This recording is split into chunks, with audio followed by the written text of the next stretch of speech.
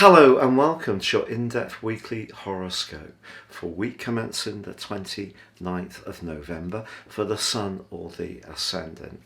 Now what I'm going to do is give you a broad overview of the major strands that are going to be influencing us all.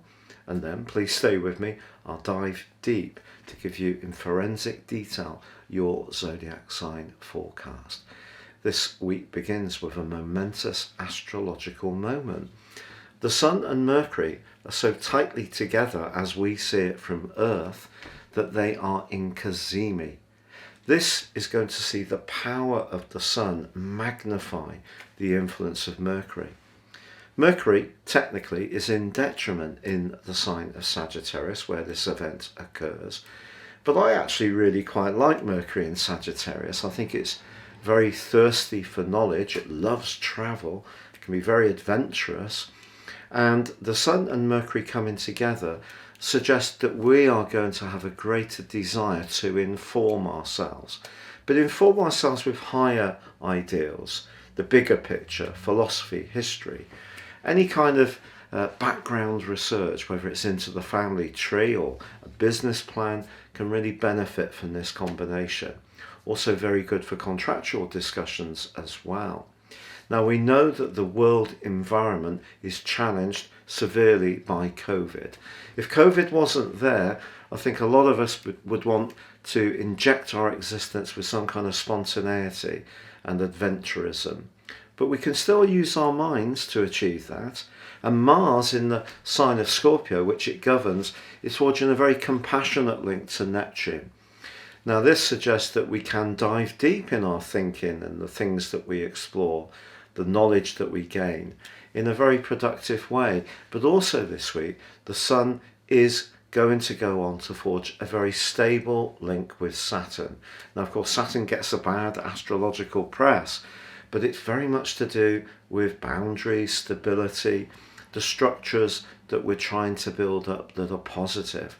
Of course sometimes Saturn will limit us around the things that aren't working so well.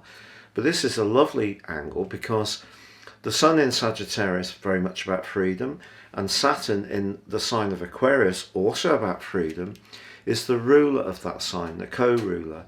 So where we're progressive and we're growing our situation and being more pioneering, but we're doing it in a step-by-step, thorough, well-researched way, Saturn supports the Sun in a very constructive manner.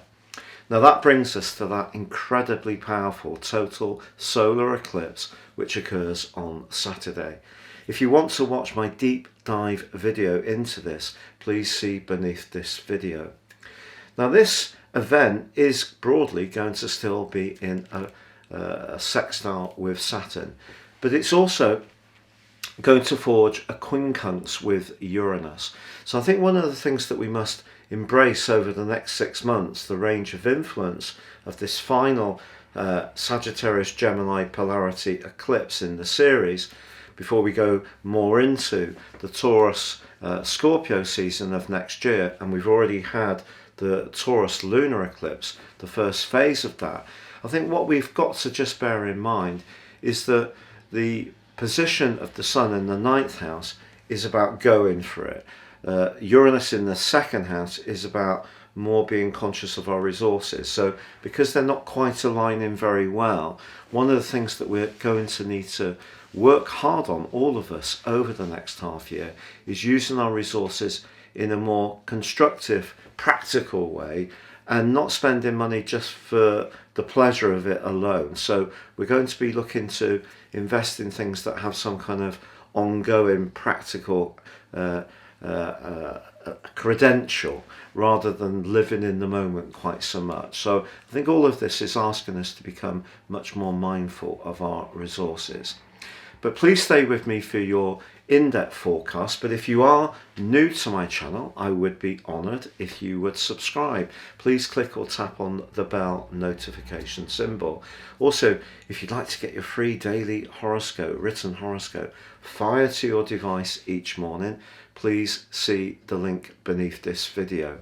And if you'd like to get your personal forecast for next year, you can do so now and get the rest of this year free, plus a character analysis plus 30% off. Also, please see the link below. Hello Pisces, and welcome to your in-depth forecast for week commencing the 29th of November. Success is writ large in the sky for you this week. You just need to seize the opportunity, Pisces. People are becoming much more conscious of your qualities, what you have to offer, how you go about things with a very competent and stable approach. And it can really put you in the limelight, the spotlight. So if you want to aim for a big goal or prize, this week can really see you step up to it. But it's not just going to be this week. It could be the next 6 months that your situation is really going to be propelled forwards with a lot more energy and gusto. Now, of course, Venus and Pluto are also conjoining in your sector of friendship.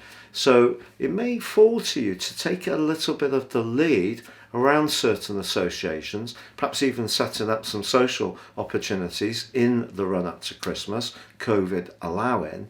But the big news story this week, at the start of the week, is definitely the Sun's conjunction, so tight with Mercury, the planet of communication, that they are known as cazimi. And this gives you a crystal clear ability to think about your work, your role in life, your responsibilities. And you know, if you are someone who leads an organization, or you have a position of authority, or a supervisor or a manager, this can be a time when you shine. But Mars, the planet of passion, is in your sector of adventure and expansion, but that links very well to your co-ruler of Neptune. So how you go about achieving your goals can be very imaginative, and there could be some travel involved in the process. Now, later in the week, the Sun is forging a very constructive link with Saturn, but Saturn does continue its journey through a very tender part of your scope, and that's going to continue for some while. So the best way to embrace Saturn in the 12th house is to embrace your own vulnerabilities. So if you're fearful of going for a big prize or a big goal because you feel you can't quite do it, you don't quite have the confidence, the Sun's connection to Saturn in the second half of this week encourages you to think that you can. But it's all about planning things in a very precise, thorough and step-by-step way. That will stop you feeling overwhelmed. You can then start to realize that you can do this. It's just about being methodical. And then we have that total solar eclipse that occurs on Saturday, but it does forge a quincunx, an obtuse angle to Uranus in your sector of everyday communications. So as much as progress can definitely be made over the next half year, future forwards, I think you're going to have to be flexible, maybe learn some new skills. Third house very much about teaching and training, and perhaps it's going to be to do with technology as well. If you're open to all of that, the sky really is the limit for you over the next 6 months.